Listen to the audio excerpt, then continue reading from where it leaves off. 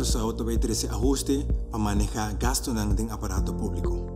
E dia ajuste que voor januari 2019 a toma, da é assim na chama verplichtingen stop.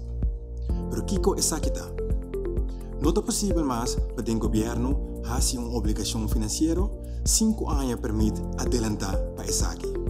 E persona maneira uma decisão óbvia, pero realidade está que ainda tem pessoa que tomar o governo na obrigação financeira sem que tenha consequência mara na essa aqui. Pero também stop com a prática aqui.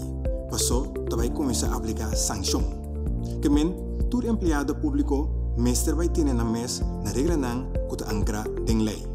Mandatário não também te forma parte de responsabilidade aqui.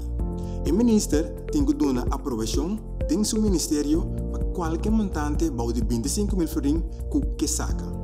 Montante não que é mais alto que 25 mil, mas terá uma aprovação do Ministério de Finanças também. No momento que não cumpre com a regra não aqui, está sancionar a pessoa responsável. Contenido de sanção depende de cada caso. É usted aqui não dirigir somente riba montante que te saca, pero lo check também se realmente é necessário fazer gasto ou inversão.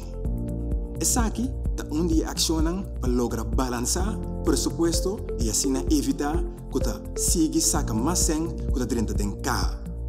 Para mais informação, visita nossa página de Facebook Governo de Curaçao ou manda-nos WhatsApp na 564 0440.